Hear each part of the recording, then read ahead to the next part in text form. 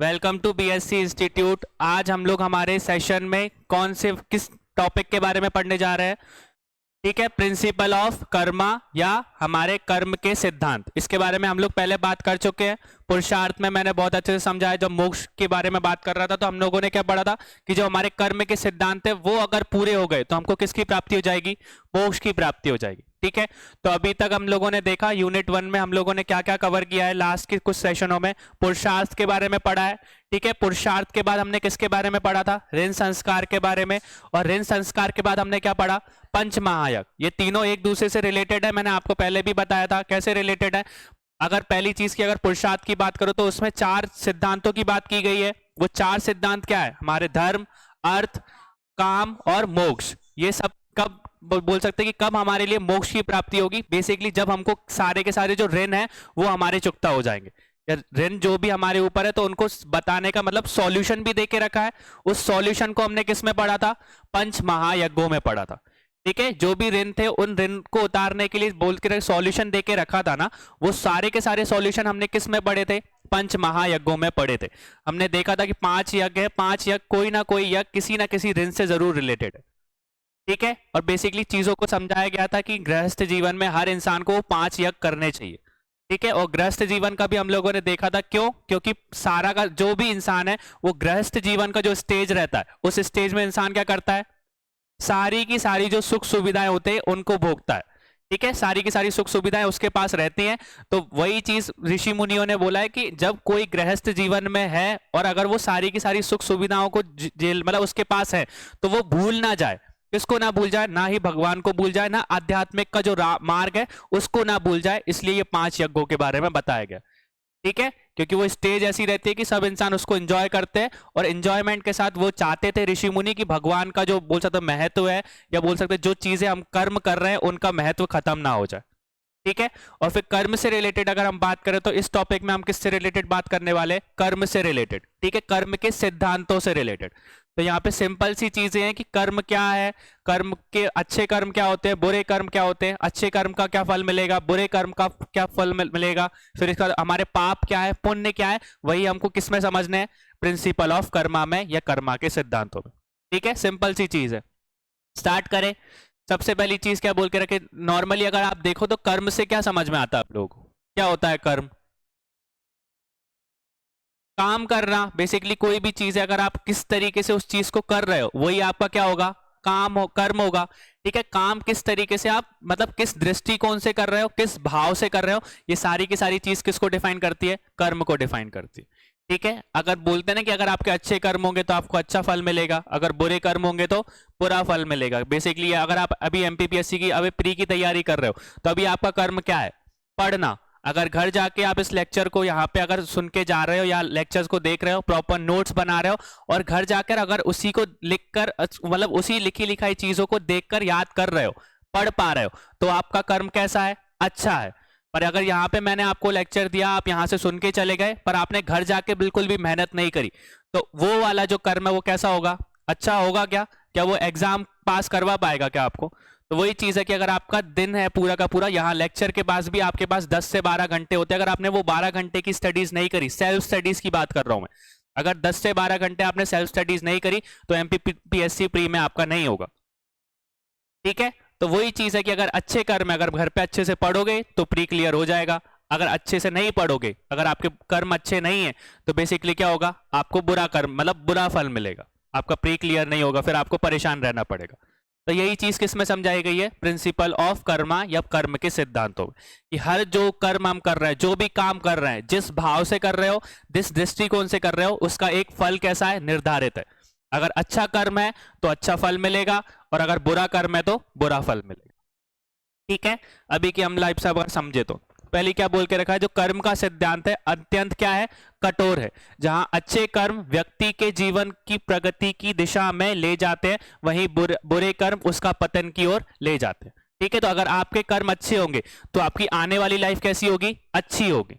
ठीक है, अगर आप अभी पढ़ लोगे 8 घंटे, अगर 10 घंटे दिन में निकाल के, अगर रोज के रोज नियम के हिसाब से शेड्यूल बना के अगर आप 8 घंटे की पढ़ाई करोगे तो अच्छा कर्म कर रहे हो ना, और आगे वाली जिंदगी भी अच्छी होगी ना। अगर आप ऑफिसर की रैंक पे पहुंच गए, अगर एसडीएम बन गए या एस बोल सकते डीएसपी बन गए, तो बेसिकली क्या होगा, आपके लिए पूरी जिंदगी संवर जाएगी ना, आपको आने वाली जिंदगी में कोई मेहनत नहीं करनी पड़ेगी। पर अगर आपने इस टाइम पे आपका मेन काम क्या है, पढ़ना, और वही चीज आप नहीं कर रहे हो, तो बाद में आपको प्रॉब्लम क्रिएट होगी। या तो अगर आपको जॉब नहीं मिली तो आपको नॉर्मली कोई फिजिकल ऐसी एक्सरसाइज करनी पड़ेगी जो नॉर्मल लोग करते हैं, तो बेसिकली उससे आपकी जिंदगी कैसी हो जाएगी, खराब हो जाएगी। ठीक है, जिंदगी का पतन, मतलब बोल सकते हो कि आपको बहुत ज्यादा डिफिकल्टी फेस करनी पड़ेगी अपनी लाइफ में। ठीक है, जो लोग दिन के हिसाब से बोल सकते हैं ना कि आपको कोई ना कोई जॉब के लिए भटकना पड़ेगा इधर से उधर, पर अगर यहीं पे आप पढ़ लोगे तो आपका पूरा का पूरा एग्जाम क्लियर हो जाएगा, और एग्जाम से अच्छी रैंक मिली तो आपका पूरा का पूरा जीवन क्या हो जाएगा, संवर जाएगा।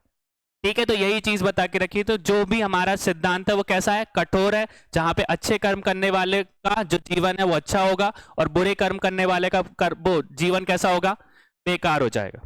फिर धर्म ग्रंथों के अनुसार मनुष्य के किए गए शुभ और अशुभ कर्मों का फल अवश्य भोगना पड़ता है।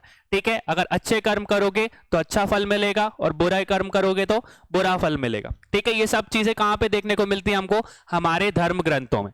ठीक है, और मैंने पहले भी बताया कि कर्म के सिद्धांत की बात अकेला हिंदू धर्म नहीं करता, ये जो हमारे वेद है, उपनिषद, जो हमारे इस बोल सकते भगवत गीता है, जो बोल सकते पुराण है, उनमें ही बोल सकते कर्म के बारे में नहीं बताया गया है। आप देखोगे तो जैन रिलीजन, जैन में भी और बौद्ध में भी कर्मा के बारे में बता के रखा है। हर कोई जो भी रिलीजन है वो कर्मा के सिद्धांत को मानता है, प्रिंसिपल ऑफ कर्मा, की अगर अच्छे कर्म करोगे तो इस जन्म में भी आपको अच्छा फल मिलेगा। और कुछ धर्म है जो कि अगले जन्म की बात करते, पुनर्जन्म की बात करते, पर बौद्ध धर्म नहीं करता। बेसिकली वो यही बात करते हैं कि अगर अभी अच्छे कर्म रखोगे तो आने वाली जिंदगी में भी आपके फल कैसा मिलेगा, अच्छा ही मिलेगा। ठीक है, तो हमारे धर्म ग्रंथों ने इस चीज के बारे में बात की है कि कौन से फल अच्छे हैं, कौन से नहीं है, किन फलों को करने से आपको बोल सकते हैं कि आपकी जीवन संवर जाएगा, और किसके कारण आपका जीवन क्या पतन हो जाएगा। ठीक है, ये सारी चीजें हमको धर्म ग्रंथों में देखने को मिलती है। फिर वहीं पे गोस्वामी तुलसीदास जी ने रामचरितमानस के माध्यम से ये बताने का प्रयास किया है कि जो जैसे कर्म करता है वह वैसे ही फल भुगतना पड़ता है। ठीक है, आप जैसे कर्म करोगे, अगर अच्छा काम करोगे तो आने वाली लाइफ में भी, मतलब बोल सकते हो कि अगर आज के टाइम पे आप अच्छा काम कर रहे हो, बेसिकली अगर आपके पास ज्यादा पैसे हैं और बेसिकली आप किसी को, मतलब भूखे इंसान को अगर खाना खिला रहे हो, तो बेसिकली आने अच्छा आप काम कर रहे हो ना, आप पुण्य का काम है। बेसिकली ये चीज आपको कहीं ना कहीं आगे जाके बोल सकते हो बेनिफिट करेगी। जो मैंने बताया था दुआ बद्दुआ वाली चीज, कि अगर आप अभी काम कर रहे हो, आपने किसी खाले पेट, अगर कोई इंसान भूखा है उसको खाना खिला दिया, और उसकी जो दुआ है ना वो उस टाइम पे लगेगी जिस टाइम पे आपको नीड होगी। तो आपने कर्म के ऊपर, मतलब बेसिकली अगर आप देखो तो भगवत गीता में भी बता के रखा है कि आप अच्छे कर्म करते चलो, फल की चिंता मत करो, वो कहीं ना कहीं आपके पास आएंगे जरूर। ठीक है, कि किस्मत की बात करते हैं ना, वो किस्मत वाले लोग कौन होते हैं, जिन्होंने पिछले जन्म में अच्छे कर्म किए, इसलिए उनकी किस्मत बोलती है। बहुत से लोगों को आपने देखा हो ना, लक बहुत अच्छा होता है, बेसिकली अगर वो तुक्का भी मारते तो उनका नकल जाता है। पर हम लोग मारते हैं तो अगर 4 ऑप्शन है, 2 में कंफ्यूज हो गए ना कि ये 2 में से लग रहा है कि ये वाला है, पर नकलता दूसरा वाला है। मेरी तो किस्मत ऐसी है भैया, क्योंकि यूपीएससी में एलिमिनेशन करना रहता है, 4 में से 2 तो निकाल लेता हूं मैं, पर जहां पे तुक्का लगाने की बात होती है ना, वो गलत ही होता है मेरा। ठीक है, तो बहुत से लोगों की किस्मत अच्छी होती है, बहुत सी तो वो किस्मत नहीं है। किस्मत किसके ऊपर डिपेंडेंट है, हमारे कर्मों के ऊपर। या तो उसने इस जन्म में अच्छे कर्म कर लिए, या तो पुनर्जन्म में बोल सकता है कि वो ऐसे कर्म करके आया कि जिसमें इस वाली जीवन में उसको अच्छा ही अच्छा होने को मिल रहा है। ठीक है, राजयोग बोलते हैं ना कि बहुत से इंसान का राजयोग चल रहा है, तो उसके कर्म अच्छे थे भैया पिछले जन्म के। ठीक है, या पिछले जन्म के नहीं होंगे तो उसने अभी के जीवन में कुछ ऐसे कर्म कर लिए कि ये वाले फेस में उसका राजयोग चल रहा है। ठीक है, ये चीज आपने सुनी होगी कि वो सारी की सारी। तो यही चीजें हमारी तुलसीदास जी ने बताई है कि ये जो हमारे कर्म है वो कहीं ना कहीं हमको उनको भुगतना पड़ता है, या तो इस जीवन में भुगतोगे, या तो फिर अगले जीवन जो होगा वो आपका अच्छा होगा। और अगर आपने इस जन्म में बुरे काम किए और आप बुरे काम करके अगर आपकी मृत्यु हो गई, तो ऐसा नहीं है कि उसका फल आपको नहीं मिलेगा, उसका जन्म आपको अगले जन्म में जरूर मिलेगा। ठीक है, तो ये सारी चीजें हमको तुलसीदास जी ने बता के रखी। इसलिए अनंत आवश्यक है कि हमें कर्मों का लेखा जोखा करें, हमारा अगला जन्म किस प्राणी के रूप में होगा ये सब कुछ हमारे कर्मों पर ही निर्भर करता। ठीक है, अगर आपके अच्छे कर्म होंगे तो जरूरी भी नहीं है कि आपको मनुष्य की ही योनि में आपको जन्म मिले। अगर बुरे कर्म हुए तो दूसरी योनि में, या बोल सकते हैं दूसरे जीव की तरह आपको जन्म लेना पड़ेगा और उसी की तरह आपको प्रॉब्लम क्रिएट, मतलब प्रॉब्लम करनी पड़ेगी। जैसे हमने देखा है ना कि वेदों में क्या बोल के रखा है कि जो इंसान शास्त्रों को नहीं पढ़ता, भगवानों को नहीं मानता, तो उसका अगला जन्म कैसा होता है? पशु के रूप में होता है। ये चीज वेद में लिखी रखी है ना कि कोई इंसान बताएगा कि अगर वो शास्त्र नहीं पढ़ रहा, शास्त्रों को मान ही नहीं रहा, ना धर्म को मान रहा, तो अगले जन्म में वो क्या बनेगा? पशु योनि में जन्म लेगा। क्यों? क्योंकि पशु भी वही है, उसको कुछ भी बता लो, बेसिकली कुछ समझदार होते हैं, पर उनको शास्त्रों के बारे में समझाओगे तो उन्हें मतलब थोड़ी ना है, ना उन्हें भगवान के बारे में पता है। अगर वो चीज को आप मान ही नहीं रहे तो भगवान अगले जन्म में उनको आप उसी के जैसा बना देगा। ठीक है, तो ये चीज हमको वेद में भी बताती है। तो ये चीज भी है कि हमारे लिए अत्यंत आवश्यक जरूर है कि हमारा जो कर्म है उसका लेखा जोखा हमको बताओ। आपको पता होना चाहिए कि भैया आप अच्छे कर्म कर रहे हो या नहीं कर रहे हो। ठीक है, ये सारी की सारी चीजें का जो आपका बोल सकते हो कि आवश्यक है कि हमारे कर्मों का लेखा जोखा करें। हमारा अगला जन्म किस प्राणी के रूप में होगा ये हमको पता नहीं है, तो हमारे जो कर्म है कैसे होने चाहिए? अच्छे ही होने चाहिए।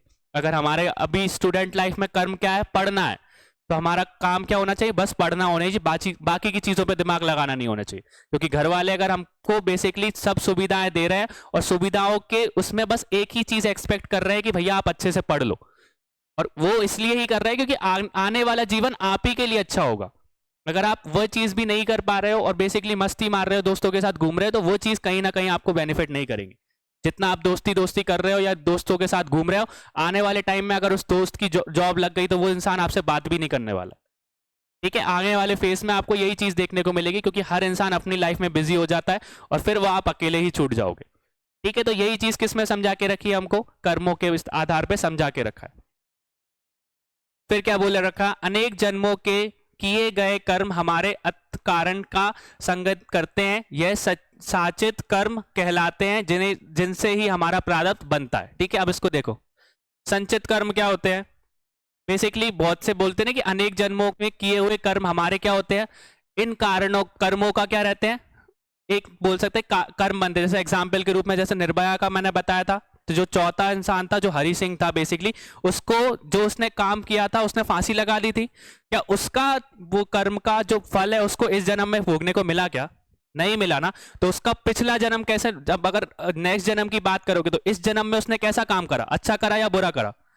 बुरा काम करा, तो वो कर्म को हम क्या बोलेंगे? संचित कर्म। कि आपने पिछले जन्म में आपने किस तरीके के कर्म करे थे। अगर आपने बुरे कर्म किए थे या अच्छे कर्म किए थे, तो उन सारे कर्मों का लेखा जोखा किस में होता है? संचित कर्म। और उसी से आपका क्या डिसाइड होगा? प्रारब्ध डिसाइड होगा। अगर आप बात करोगे जैसे हरि सिंह ने अभी बुरा काम किया, तो बेसिकली जब अगले जन्म में उसका बोल सकते कि जन्म होगा, तो उसका प्रारब्ध पहले से ही डिसाइड हो जाएगा। कैसे हो जाएगा? क्योंकि उसने पिछले जन्म में कैसे काम किए? बुरे काम किए, और बुरे काम करने पे बाद जब वो जन्म लेगा तो कहीं ना कहीं उसका प्रारब्ध पहले से ही स्टार्टिंग से ही कैसा होगा? खराब होगा। जैसे हमने देखा था ना कि बहुत से बच्चे होते हैं, छोटे छोटे बच्चे जो कि विकलांग पैदा होते हैं, या बोल सकते बचपन से ही उनको कैंसर होता है, तो उनकी कोई मतलब उनकी कोई बोल सकते कि गलती है क्या? उन्होंने कोई गलत काम किया क्या? अभी तो उन्होंने जन्म ही लिया है, उसके साथ में वो कैंसर के साथ हुए या बोल सकते विकलांग हुए, तो क्या रीजन हो सकता है? क्योंकि उनका प्रारब्ध बोल सकते जो संचय कर्म थे वो कैसे थे? खराब थे। उसके कारण उनका प्रारब्ध जब डिसाइड हुआ, जब उन्होंने जन्म लिया, तो उनका प्रारब्ध जब उनसे जन्म लिया तो प्रारब्ध उसी टाइम से कैसा हो गया? खराब हो गया। ठीक है, वहीं पे अगर आप जब जन्म कोई अच्छे कर्म करोगे तो अगला जन्म आपका जब होगा तो आपका प्रारब्ध कैसा होगा? अच्छा होगा। ठीक है, तो यही चीज समझ में आई कि वे संचित कर्म कहलाते हैं जिनसे ही प्रारब्ध बनता है। कि कोई इंसान पिछले जन्म में जैसे कर्म करेगा उनको हम कैसे कर्म बोलेंगे? संचित कर्म। और उन्हीं संचित कर्म से इंसान का अगला जन्म जो होगा वो प्रारब्ध के रूप में माना जाएगा। कि उसका प्रारब्ध कैसा होगा, हमसे बोलते हैं ना कि ये चीज हमारी किस्मत में लिखी है। वो किस्मत में क्यों लिखी है? क्योंकि आपके पिछले जन्म के कर्म बेकार थे।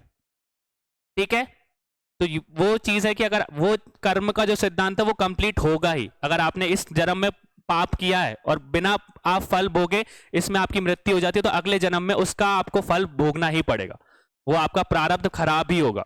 और अगर आपने इस जन्म में अच्छे कर्म किए तो आपको अभी के टाइम भी देखने को मिल जाएंगे, और अगले जन्म आपका हुआ तो भी आपको अच्छे कर्मों के कारण अच्छा फल ही मिलेगा। क्लियर हो गया ये चीज? ये सिंपल सी मतलब एक तरीके से बोल सकते हैं वहां पे नॉलेज हमको देके रखिए। बस वर्डों को देखना है हमको कि संचित कर्म क्या होते हैं, प्रारब्ध क्या होते हैं, ये वर्ड पे ज्यादा फोकस करना। नॉर्मल जो लाइन है वो तो आप समझ ही जाओगे। ठीक है, कर्मों के बारे में। नेक्स्ट क्या बोल के रखा है, इसलिए भगवान श्री कृष्ण ने गीता में कर्म का प्रधानता देते हुए यह भी स्पष्ट किया है कि व्यक्ति की यात्रा जहां से छूटती है अगला जन्म वहां से ही आरंभ होता है। ठीक है कि अगर आप बुरे कर्म करते हुए मरोगे तो अगले जन्म में भी आपके कर्म जो बोल सकते फल है वो कैसा स्टार्ट होगा, बुरा फल ही स्टार्ट होगा। जैसे अगर किसी ने बुरा काम करा, जैसे कि हमने देखा उसका, तो बेसिकली अगर उसकी मृत्यु हुई तो अगले जन्म में भी उसको कहीं ना कहीं उसी चीज को भोगना पड़ेगा।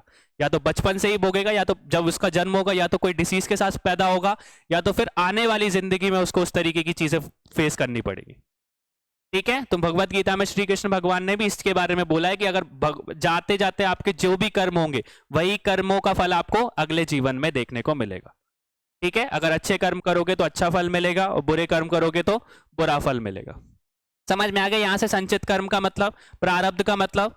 ठीक है, तो संचित कर्म क्या है, जो हमारे पिछले जन्म के जो कर्म है उनको संचित कर्म बोले जाते हैं, और प्रारब्ध उन्हीं के ऊपर डिसाइड होता है कि संचित कर्म जैसे होंगे उन्हीं से आपका प्रारब्ध डिसाइड होगा, किसका, अगले जन्म का। ठीक है, तो थोड़ा सा कनेक्शन याद रखना है इस चीज को। नेक्स्ट क्या बोल के रखा, कर्मों के वर्णीकरण के अनुसार 3 प्रकार का बताया गया है। ये 3 प्रकार के, तो according to the classification of karma 3 types has been described, these are 3। मतलब कि बेसिकली वर्णीकरण करके रखा है कर्मों का कि कर्म किस तरीके के होते हैं।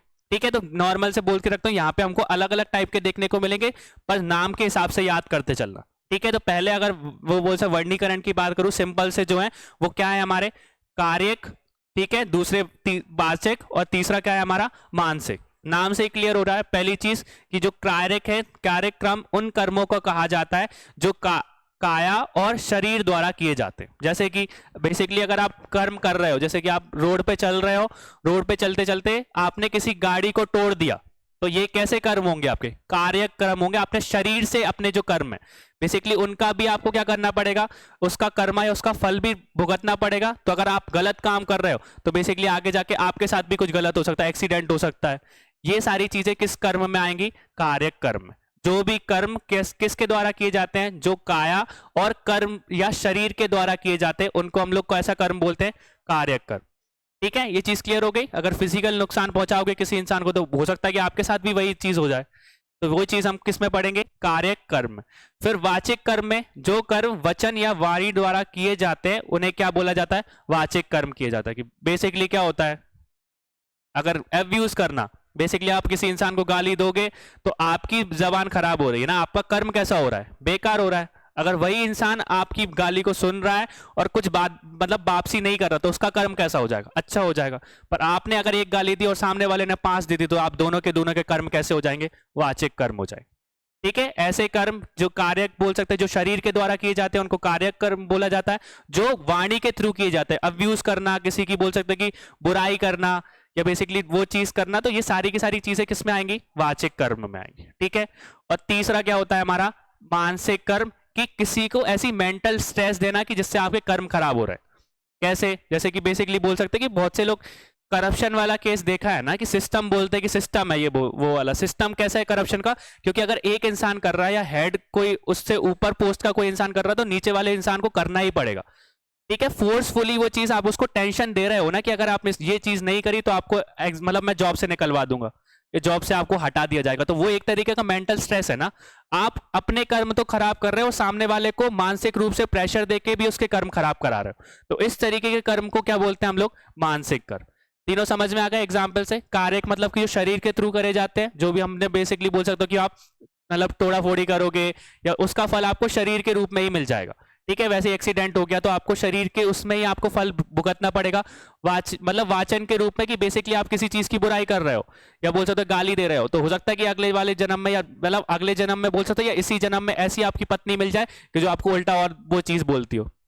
तो वो चीज देखने को मिलती है ना कि आपको वही चीज, उसका फल आपको अभी दिख जाएगा। अगर आप बुराई करते हो या बोल सकते हो गाली देते हो तो वो आपको इसी टाइम पे आपको इसका फल मिल जाएगा। या तो आपका रिश्तेदार करेगा या तो फिर आपकी खुद ही पत्नी करना स्टार्ट कर देगी। ठीक है, फिर तीसरी चीज मानसिक कर्म, जो कि मेंटल स्ट्रेस के कारण होता है। जैसे करप्शन का केस है कि एक इंसान अगर करप्ट है तो वो यही चाहता है कि बाकी के छोटे छोटे करप्ट जो मतलब जो ऑफिसर्स है वो भी करप्ट हो जाए। तो आप मेंटल स्ट्रेस देके कि आपको ये करना ही पड़ेगा, नहीं तो मैं आपको मतलब बोल सकते जॉब से हटा दूंगा। इस तरीके के आप केसेस देखे हैं ना कि सिस्टम बोला जाता है। तो यही चीज हमको किस में बताते हैं, मानसिक कर्म में बताते हैं। क्लियर हो गया। ठीक है, फिर इससे भिन्न गीता में भी हमको 3 प्रकार के कर्मों के बारे में देखने को मिलता है। ठीक है, ये नॉर्मल कर्म थे जो कि नॉर्मली हम लोगों ने बिल्कुल बोल सकते हैं इंट्रो के रूप में हमने समझा था। ठीक है, कार्यक्रम कौन से है, ठीक है, फिर इसके बाद मानसिक कर्म कौन से है, फिर इन्हीं के बाद हम लोग देखते हैं कि हमारे भगवत गीता में 3 तरीके के कर्मों के बारे में बता के रखा है। ठीक है, अब ये भगवत गीता में इसके बारे में क्यों बता के रखा है, क्योंकि बेसिकली आप देखोगे तो जो श्री कृष्ण है उन्होंने मतलब अर्जुन को उपदेश दिए थे, तो उन कर्मों के बारे में भगवत गीता में प्रॉपर तरीके से डिफाइन है कि कौन कौन से कर्म किससे रिलेटेड है और कैसे रिलेटेड है। ठीक है, तो भगवत गीता में कितने तरीके के कर्मों के बारे में हमको देखने को मिलता है, 3 तरीके के। तो पहले कौन से कर्म है, सात्विक कर्म। अब इसको ध्यान से समझना भैया, अगर एक बार अगर वर्ड्स को समझ लोगे तो कोई प्रॉब्लम नहीं आएगी, एग्जाम्पल के थ्रू ही समझा पाऊंगा मैं। ठीक है, क्योंकि लाइन तो वैसे आपको बहुत ज्यादा वैसी लगेगी। अब ध्यान से समझते चलना, सात्विक कर्म क्या है, जो कर्म शास्त्र विधि से नियत होते किए हुए और कार्यपन के अभियान से रहित फल को ना चाहते हुए पुरुष द्वारा बिना रोग दोष के किए हैं, वह कर्म सात्विक कर्म कहा जाता है। अब बेसिकली क्या बोल के रखा, the work which is prescribed by the scripture and is done without any attachment और hated by a person who is devoid of pride of being of a doer and does not want the result, that work is called sattvik karma. को समझ में आया? देखो basically क्या बोल कर रहा है, सात्विक कर्म भगवत गीता में कैसे बता के रखे कि ऐसे कर्म जो कि हमको करने, जैसे कि अर्जुन को उन्होंने उपदेश दिया था।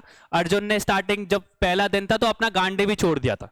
गांडीव समझते हो ना, उसका जो धनुष था उसको वो गांडीव बोलता था। तो बेसिकली उसने मना ही कर दिया था कि भैया मैं नहीं लड़ रहा हूँ। उसके हाथ पैर फूलने लगे थे जैसे उसकी प्रेशर वाली कंडीशन आई। पहले दिन सामने खड़े हो, 20 में पितामह खड़े, एक तरफ आपके द्रोणाचार्य खड़े, एक तरफ आपके पूरे के पूरे बोल सकते हो उसके भाई ही खड़े। तो उस टाइम उसके हाथ पैर फूल गए, उसने वो छोड़ दिया कि भैया मैं नहीं लड़ सकता। अपने पितामह पे कैसे हाथ उठाऊंगा, अपने गुरु द्रोण जिनने मेरे को सिखाया उनके ऊपर कैसे शस्त्र चढ़ा सकता हूं। तो उस टाइम पे फिर उन्होंने रोककर गीता जी का मतलब बोल सकते उपदेश दिया था कि कौन कौन से तुम्हारे कर्म है। तो उसी टाइम पे एक कर्म के बारे में उन्होंने बताया था कि सात्विक कर्म क्या है। तो ऐसे कर्म जो कि आप बोल सकते हो कि अपने मन से नहीं पर नियति के हिसाब से आप उसको कर रहे हो। जैसे कि बोल सकते हो कि अब ये तुम्हारा धर्म है कि तुमको इनके खिलाफ लड़ना ही पड़ेगा, क्योंकि ये सब किसके पक्ष में है, अधर्म के पक्ष में। ये गलत चीज का बोल सकते हो साथ दे रहे हैं। अगर ये गलत चीज का साथ दे रहे हैं तो इनको सिखाना भी तो पड़ेगा।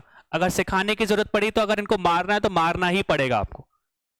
ये चीज क्लियर हो गई? अगर सिंपल एग्जाम्पल से देखो तो बेसिकली ठीक है, जज जानते हो ना, बेसिकली जज का काम क्या होता है, निर्णय देना। अब कोई इंसान ने मर्डर कर दिया या बोल सकते बहुत भीषण, कोई बोल सकता है कि बड़ा काम कर दिया, जब उसके पास में कोई क्रिमिनल आएगा तो उसको जजमेंट देने का काम किसका है, जज का है।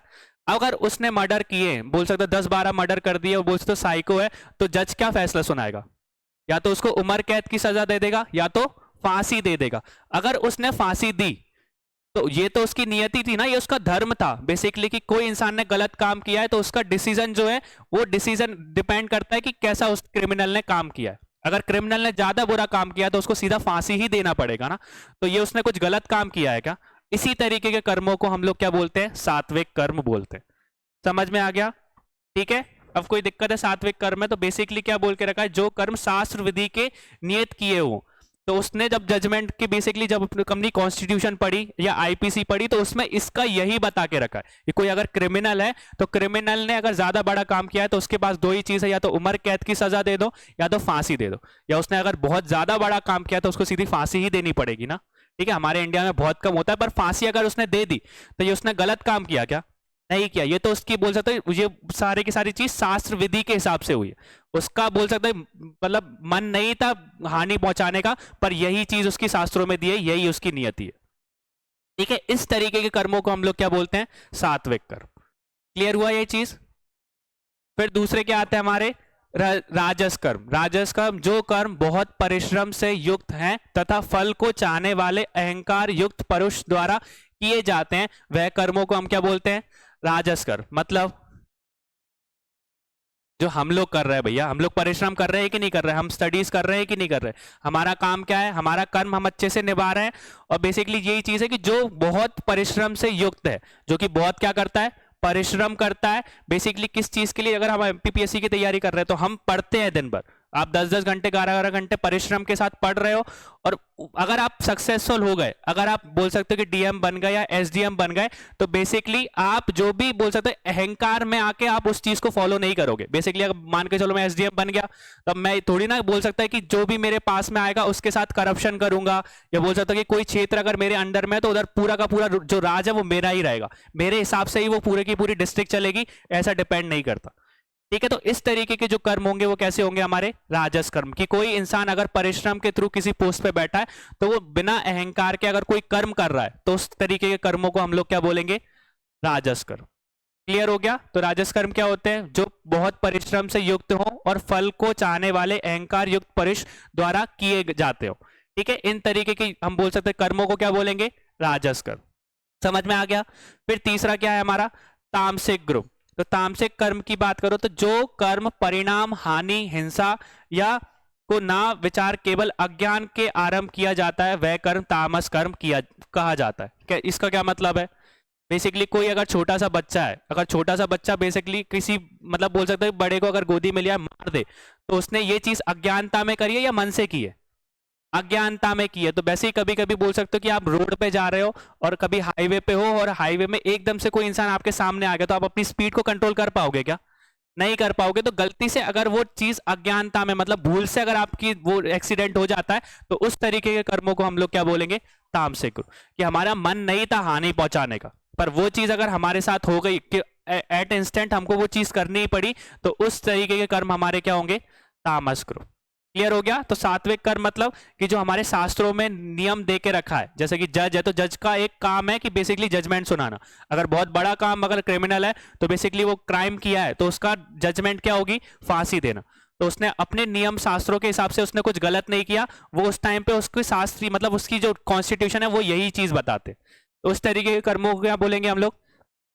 फिर वहीं पे रामस की बात करें तो रामस क्या होते हैं, जो कि परिश्रम के थ्रू करे जाते हैं। जो कि हम लोग जो स्टूडेंट लाइफ में हम लोग कर रहे हैं, एक परिश्रम कर रहे हैं, एक स्टडीज को फॉलो कर रहे हैं, और जब हम सक्सेसफुल हो जाएंगे तो बिना अहंकार के हम लोग क्या करेंगे, कोशिश करेंगे कि हमारी डिस्ट्रिक्ट कैसी रहे, अच्छी रहे। उस तरीके के कर्मों को क्या बोलेंगे। ठीक है, फिर वहीं पे तामस की बात हुई, तो तामस कभी अज्ञानता में या बोल सकते हो कि हमारे साथ कोई बना हमारा मन नहीं है हिंसा करने का, पर गलती से अगर वो चीज हो जाती है अज्ञानता के रूप में, तो उस तरीके के कर्मों को हम क्या बोलेंगे, तामस। ठीक है, तामसिक जो बोल सकते हैं छोटा बच्चा कभी कभी अज्ञानता में कर देता है, या कभी कभी हमारे कार के सामने भी या बोल सकते हैं कोई इंसान ऐसे सिचुएशन पैदा हो जाती है कि हम पहुंचाना नहीं चाहते हानि, पर हमको करना पड़ता है वो चीज। ठीक है, तो इस तरीके के कर्मों को हम क्या बोलेंगे, तामसिक ग्रुप। फिर क्या बोल के रखा है, संक्षेप में धर्मा अनुसार आचरण सधर्म है जिसका फल अच्छा होगा। गीता में कहा गया है कि धर्म विरुद्ध कर्म करने से अपकृति और पाप होता है। तो ठीक है, अगर बेसिकली अगर आप कोई भी गीता में क्या चीज देके रखिए कि अगर धर्म के विरुद्ध अगर कोई काम करोगे तो वो क्या है, आपके लिए पाप है। ठीक है, तो बेसिकली मैंने बताया था महाभारत में धर्म का मतलब कुछ और था उस टाइम पे। भीष्म पितामह ने अपना धर्म क्या समझा था, कि अपना जो भी प्रतिज्ञा लिए उसका पालन करना। ठीक है, उनके लिए वही धर्म था। ठीक है, पर अगर बाद में देखो तो उनके कर्म कैसे थे, बेकार ही हुए ना, क्योंकि उस सिंहासन के लिए बेसिकली उन्होंने अधर्म का साथ दिया था। वो सभा में इतना बुरा काम मतलब इतना बुरा चीज हुई थी बेसिकली, तो उन्होंने उसके खिलाफ एक भी आवाज नहीं उठाई थी। ठीक है, तो वही चीज बता के देखिए भगवत गीता में कि अगर कोई भी धर्म अगर आपके धर्म के विरुद्ध आप अगर कोई काम कर रहे हो तो वो आपके लिए क्या है, पाप है। ठीक है, और उसका फल आपको इसी जीवन में या तो अगले जीवन में भुगतना पड़ेगा। ठीक है, फिर कर्मों के फल के आधार पर ही कर्मों का वर्गीकरण किया है। इस आधार पर ही 3 प्रकार के कर्मों का उल्लेख मिलता है। ठीक है, तो तीनों हम लोगों ने देखा, पहला सात्विक, दूसरा रजस, तीसरा तामसिक। इन तरीके की जो है तीनों को हमने भगवत गीता में डिफाइन करके रखा है, और ये तीनों कर्म को हमको जब बोल सकते हैं अर्जुन को उपदेश दिए थे तो उन सब चीजों के बारे में बताया गया था। ठीक है, कौन से कर्म है और तुम्हारा कर्म या तुम्हारा धर्म अभी क्या है। तो तुम बेसिकली उन्होंने यही बोला था कि अब तुम्हारा धर्म है कि इन सबसे लड़ना, इन सबको हराना, और इनको बोल सकते कि इनको सिखाना कि इन्होंने जो भी चीज करी थी वो गलत थी। ठीक है, तो उस टाइम पे धर्म का जो उपदेश दिया गया था वो सारी की सारी चीजें। अब क्या बोल के रखा है, कुछ और तरीके से भी हमारे जो कर्म है उनको डिफाइन करके रखा है। ठीक है, तो पहला कौन सा है, संचित कर्म। तो अभी हमने पढ़ा था कि अब संचित कर्म में बेसिकली क्या होती है, ये इस श्रेणी में सब कर्म आते हैं जिन्होंने व्यक्ति ने पूर्ण जन्म में किए थे। बताया था संचित कर्म का मतलब कि जो कर्म हमने किस जन्म में किए, पूर्ण जन्म में किए उन सारे के सारे कर्मों को हम लोग क्या बोलते हैं? संचित कर्म। ठीक है, कोई इंसान ने अगर बुरे कर्म किए और बुरे कर्म करते हुए उससे फल भुगतने से पहले अगर वो मर गया तो अगला जन्म भी उसको अगर अगला जन्म देगा तो उसका प्रारब्ध पहले से ही क्या हो जाएगा? डिसाइड हो जाएगा कि उसने अगर पिछले जन्म में बुरे काम किए तो जब वो स्टार्ट करेगा अपना प्रारब्ध तो या तो उसको स्टार्टिंग से ही कोई डिसीज हो जाएगी या तो फिर एक लाइफ स्टेज के बाद ऐसी प्रॉब्लम्स उसको झेलनी पड़ेगी जो उसने पहले करी थी।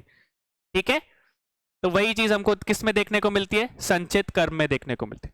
अब प्रभात कर्म का क्या होते हैं? पूर्ण जन्म से संचित कर्मों ने जिन कर्मों का फल व्यक्ति वर्तमान जीवन में भोगता है उसे क्या बोलते हैं? उसे प्रारब्ध कर्म बोला जाता है। ठीक है, प्रारब्ध का मतलब बताया था कि जो उसने संचित कर्म किए उन्हीं के आधार पे आपको इस जो आपने अगला जन्म लिया है उसमें फल भोगने पड़ेंगे, और उन्हीं फल जो हम भोग रहे हैं उन्हीं कर्मों को हम लोग क्या बोलते हैं? प्रारब्ध कर्म। ठीक है, क्लियर हो गया? दो चीज, संचित कर्म और प्रारब्ध। फिर तीसरे क्या है?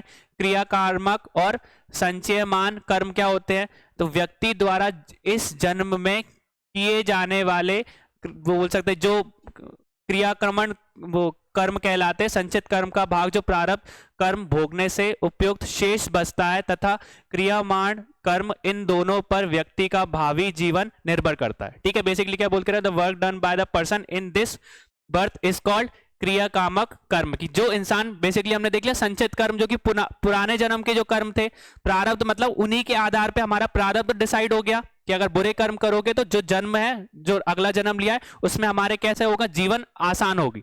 अगर बुरे कर्म किए तो हमारा जीवन कैसा होगा? कठिनाइयों वाला होगा। ठीक है, फिर वहीं पे क्रियमाण जो कर्म है वो कैसे कर्म है? इस जन्म के कर्म है, प्रेजेंट लाइफ के कर्म है। अगर इस टाइम पे अगर आप अच्छे कर्म करोगे तो वही कर्म कहां पे आपको फल देंगे? इसी लाइफ में देंगे या तो अगली लाइफ में देंगे। तीनों के बारे में समझ में आ गया? संचित कर्म क्या होते हैं? ठीक है, जो पूर्ण जन्म में हमने किए थे। प्रारब्ध कर्म मतलब जो आपने संचित कर्म किए थे उन्हीं के आधार पे आपका प्रारब्ध डिसाइड होगा, और उन्हीं जो आप करोगे उन्हीं को हम लोग क्या बोलेंगे? प्रारब्ध कर्म। और फिर क्रिया कर्मक कर्म या बोल सकते संचयमान वो कर्म क्या होते हैं हमारे? इस जन्म के जो कर्म है, अगर यह अच्छे जन्म में इसी टाइम पे आप अच्छे कर्म करोगे तो इनका फल आपको इस जीवन में भी मिलेगा और अगले जीवन में भी मिलेगा। ठीक है, अब देखो क्या बोल के रखा है? कर्म के सिद्धांत के मुख्य तत्व, the main facts of the theory of Karma. तो कर्म के सिद्धांत का प्रतिपालन वेदों, उपनिषदों, महाभारत, गीता, स्मृतियों और अन्य ग्रंथों में विस्तार पूर्वक किया गया है। ठीक है, तो हमको वेदों में, महाभारत में, गीता में तो देखने को मिलता है। साथ में जैन धर्म के 2 आगम सूत्र है। ठीक है, बौद्ध धर्म के हमारे त्रिपाटिका है, उनमें भी हमको इसके बारे में देखने को मिलता है। बस ये बात बोल सकते हैं कि बौद्ध जो साहित्य है बेसिकली वो पुनर्जन्म और अगले जन्म की बात नहीं करता। बेसिकली वो इसी टाइम के कर्मों की बात करता है कि इसी जन्म में आपके कर्म कैसे होने चाहिए? अच्छे होने चाहिए, और अगर आपके इस जन्म में आपके अच्छे कर्म है तो फल आपको इसी जन्म में मिल जाएगा। ठीक है, बस बौद्ध धर्म का इतना सा अंतर है। पर यहाँ पे अगर हम देखें तो कर्म की भी बात की जाती है, पुनर्जन्म की भी बात की जाती है और अगले जन्म की भी बात की जाती है। तो कर्म के सिद्धांत में कर्म तथा पुनर्जन्म का संबंध है।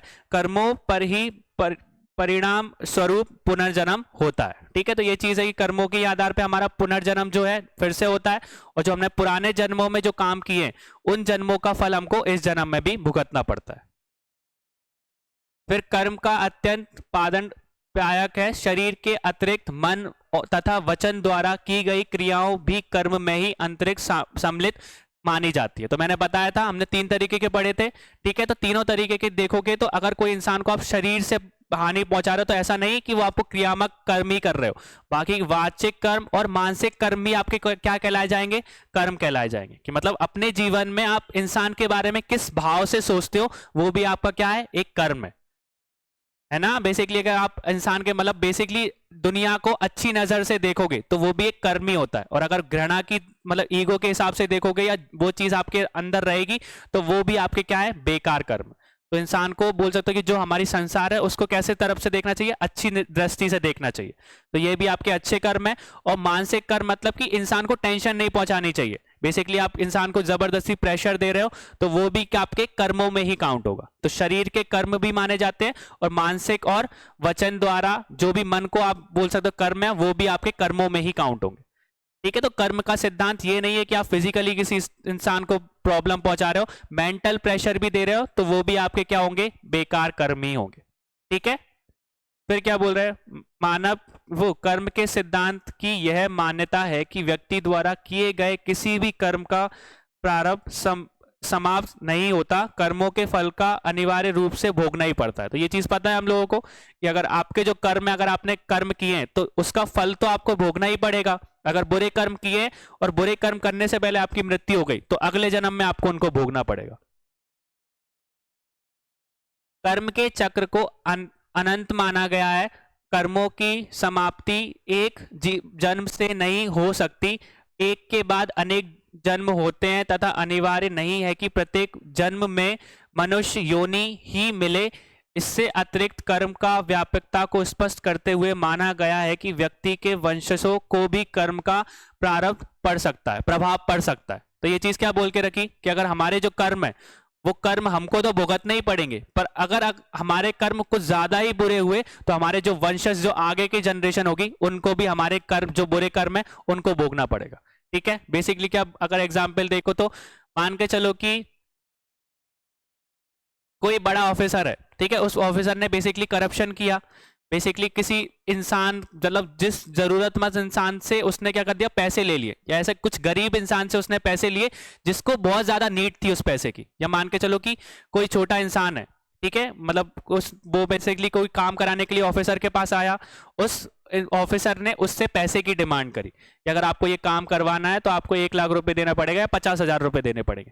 अब वो गरीब इंसान के पास जो 50,000 रुपए थे वो किस लिए उसने बचाए थे, अपने बच्चे की पढ़ाई के लिए बचाए थे। अब वो अपने बच्चे की पढ़ाई से बचाने के अलावा उसको वो काम कराने के लिए वो 50,000 रुपए देने पड़े। तो जो एसडीएम ने कैसा काम किया, बुरा काम किया, बेसिकली किसी और की पढ़ाई के पैसे उसने रिश्वत के रूप में ले लिए। तो अगर वो इंसान जब उस पैसों को यूज करेगा या उन्हीं 50,000 रुपए से अपने बच्चे का एजुकेशन की फीस भर दी या बच्चे को कुछ आईफोन दिला के दे दिया, तो वो कैसा कर्म है, बेकार कर्म है। और अगर वही काम आप जिंदगी भर करते रहोगे तो उसका फल भी आपके वंश, जो आपकी वाली जनरेशन है, उनको भुगतना पड़ेगा। या बोलते हैं ना इसलिए कि जो हमारे माता पिता के कर्म है वो हमारे साथ चलते हैं। ये बोला जाता है ना कि अगर हमारे माता पिता के अच्छे कर्म है तो बच्चे के भी अच्छे, मतलब बेसिकली बच्चा भी अच्छा होगा। या बेसिकली आपने देखा कि माता पिता के कर्म अगर बेकार है तो उस बच्चे को भी उस तरीके के कर्मों को भुगतना पड़ेगा। तो वही चीज हमको देखने को मिलती है कि अगर आप बुरा काम करोगे तो ऐसा नहीं है कि आप ही अकेले उसका फल भोगोगे, आगे वाले जो वंशज लोग हैं उनको भी भुगतना पड़ेगा।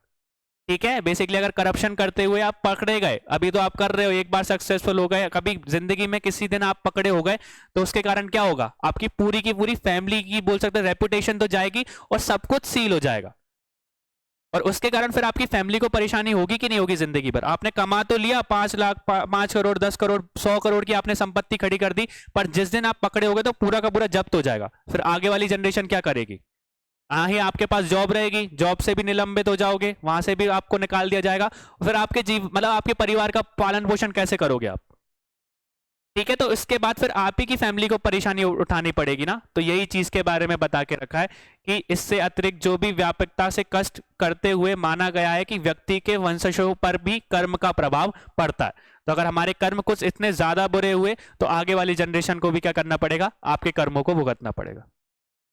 ठीक है, फिर कर्मों के ही कारण पुनर्जन्म होता है। ठीक है, पुनर्जन्म होता है। फिर इसके वास्तविकता यह है कि व्यक्ति एक जन्म में अपने समस्त कर्मों के फल को नहीं भोग पाता, अतः अपने कर्मों के फलों को भोगने के लिए बार बार जन्म लेना पड़ता है। ठीक है, तो बेसिकली क्या होता है, हमारे दोनों एक तरीके से साइकिल, मतलब दोनों लाइनें चलती है।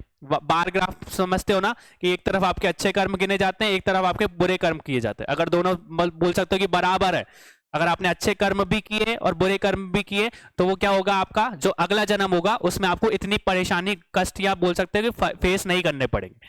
पर वहीं पे अगर आपने अधर्म ज्यादा किया है, ज्यादा परेशानियां, मतलब बेकार बेकार कर्म किए, तो अगला जन्म भी आपका कैसा होगा, वैसा ही होगा। तो इंसान को क्या बता के रखा है कि जो भी हमारे कर्म है उनके फल को एक जन्म में हम लोग नहीं भोग सकते, इसलिए अलग अलग जन्मों में हमको उसको भोगना पड़ता है। ठीक है, तो वही चीज हमको बता के रखिए कि अपने समस्त कर्मों के फल को एक जन्म में हम लोग नहीं भोग पाते, इसलिए अपने कर्मों के फलों को भोगने के लिए हम लोग क्या करते हैं, बार बार जन्म लेते हैं। इस प्रकार पुनर्जन्म का जो चक्र है अनंत काल तक चलता रहता है। ठीक है, तो जब तक आपके जो कर्म का सिद्धांत है वो कंप्लीट नहीं होगा, जो साइकिल कंप्लीट नहीं होगी, तब तक आपको किसकी प्राप्ति नहीं होगी, मोक्ष की प्राप्ति नहीं होगी। जो भी आपने बुरे कर्म किए उनको जब तक आप भोग नहीं लोगे और उन्हीं के साथ में अगर आप और बुरे कर्म करते चलोगे तो वो साइकिल कभी खत्म होनी ही नहीं है। ये चीज समझ में आ गई ना। मान के चलो कि अगर किसी इंसान ने निर्भया वाला जो मान सकते हैं हरि सिंह ने अगर कोई काम किया पिछले जन्म में और जब उसका अगला जन्म हुआ उस जन्म में उसने अच्छे काम करने के अलावा और बुरे काम करता गया तो उसकी जो जन्म है वो बढ़ते चलेंगे कि ये कम हो जाएंगे। ठीक है, तो वही चीज है कि अगर आप बुरे कर्म आप पिछले जन्म से करके आए हो और इस जन्म में भी आप बुरे कर्म कर रहे हो तो ये साइकिल हमेशा अनंत टाइम तक चलती ही रहेगी। ठीक है, और अगर आपने पिछले जन्म में बुरे काम किए और अगर इस जन्म में आप अच्छे काम कर रहे हो तो कहीं तक उस टाइम तक जाके आपका जो ग्राफ है वो सामान्य में आ जाएगा। तो हमको यही चीज बता के रखिए कि बुरे कर्म हमको नहीं करने। और बहुत सी बार ऐसा होता है कि बुरे कर्म हमारे हाथों हो जाते हैं, हम इंटेंशनली नहीं करते। बेसिकली बोल सकते हो कि हमने तो किसी के पैसे ले लिए पर आपको जरूरत थी, पर उस इंसान ने कैसे पैसे दिए हमको पता नहीं है। पर अगर उस पर पैसे के मतलब वो बोल सकते हो कि उसने अपने बच्चे की एजुकेशन के लिए आपने पैसे लिए तो वो आपके कैसे हो जाएंगे, आपके लिए बुरा ही कर्म होगा। आपने मन से इंटेंशनली उससे पैसे नहीं लिए पर जबरदस्ती आपने उसको लोन दिया है और लोन के रूप में आपने जबरदस्ती बोला कि भैया मुझे चाहिए ही है, कैसे भी करके चाहिए। अब उसने बच्चे की एजुकेशन के पैसे आपको दे दिए तो इंटेंशन आपका गलत नहीं था, आपने तो अपने पैसे वसूल करे ना, क्योंकि आपने तो अपना लोन दिया था और आपको जरूरत है। तो इंटेंशन तो आपका खराब मतलब कर्म करने का बेकार कर्म करने का नहीं था, पर इंटेंशन तो खराब हो गया ना। बच्चे की जो एजुकेशन की फीस या मतलब स्कूल से निकाल दिया गया तो वो बुरा कर्म ही कहलाया गया ना। तो इसलिए हमको अपने जीवन में अच्छे ही कर्म करने चाहिए। कुछ कर्म आज जो बोल सकते हैं बेकार कर्म हमारे साथ अपने आप ही चलते रहते हैं, हम इंटेंशनली तो नहीं करते हैं पर बहुत सारे कर्म ऐसे हो जाते हैं जो कि बोल सकते हैं कि बहुत बेकार होते हैं हमारे लिए। हमारा इंटेंशन नहीं होता हर्ट करने का पर हो जाता है वो चीज। ठीक है, तो हमको हमेशा हमारे जीवन में कैसे कर्म करने चाहिए, अच्छे कर्म करने चाहिए। ठीक है, इंटेंशनली किसी को परेशान नहीं करना चाहिए। और यही सारी चीजें हमको किस में बता के रखी है, शास्त्रों में बता के रखी है कि एक ही जन्म में आप अपने जो भी फल हैं उनको भोग नहीं सकते। ठीक है, अच्छे कर्म करोगे या बुरे कर्म करोगे तो उनको आपको अगले जन्म में भी भोगना पड़ेगा।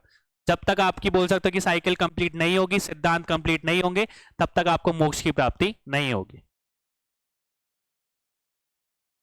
क्लियर हो गया ये सारी चीजें? ठीक है, तो क्या बोल के रखा कि यह अनिवार्य नहीं है कि इस जन्म में इसी जन्म के कर्मों को फल प्राप्त हो, बल्कि पहले के जन्मों के संचित कर्मों के फल भी भोगने पड़ते हैं। इसी सिद्धांत के आधार पर वर्तमान में अच्छे कर्म करने वाले द्वारा दुख और कष्ट पाने वाले की स्थिति देखी जा सकती है। क्लियर हो गया? ठीक है, तो क्या बोल के रखा कि इसी जन्म बहुत से जो जन्मों के फल है हमको इस जन्म में भी प्राप्त होते हैं, बल्कि पिछले जन्म के भी संचित कर्मों को हमको इस जन्म में भोगना पड़ेगा। ठीक है, और इसी सिद्धांत के आधार पर वर्तमान में अच्छे कर्म करने वाले द्वारा दुख या कष्ट पाने की स्थिति देखी जा सकती है। ठीक है, तो वर्तमान जीवन में भी हमको अच्छे कर्म करने ही है। ठीक है, अगर अब वो आपके ऊपर डिपेंड करता है कि आप संचित कर्म कैसे करके आए हो। ठीक है, पिछले जन्म के तो हम पता नहीं लगा सकते कि क्या थे, कैसे हमने कर्म किए थे, पर हम अभी के कर्मों के ऊपर तो अपना भरोसा रख सकते हैं, हमारे आने वाले कर्म अच्छे हो, ये हमारे हाथ में रहता है। ठीक है, फिर इसके बाद क्या बोल के रखा है, एलिमेंट्स ऑफ कर्मा। कौन कौन से एलिमेंट है, तो क्या बता के रखा है, कर्म में कुछ तत्व और विशेषताएं होती हैं, यह सभी तत्व कर्म की व्याख्या को स्पष्ट करते हैं। इन तत्वों का अभाव में कर्म की कल्पना संभव नहीं है। कर्म में नियत मुख्य तत्व इस प्रकार के। ठीक है, तो कर्मा है certain elements of characteristic, all these elements clarify the explanation of कर्म। जैसे अभी हमने देखा ना क्या कर्म है, क्या बोल सकता, कौन सा धर्म है, कौन सा अधर्म है, ये सारी चीजें हमको इस एलिमेंट्स में देखने को मिल जाएंगी। ठीक है, तो सबसे पहली चीज कि कर्म का अटल सिद्धांत फल से संबंधित है। किससे संबंधित है? फल से संबंधित है। मनुष्य जो भी करता है वही उसका कर्म है।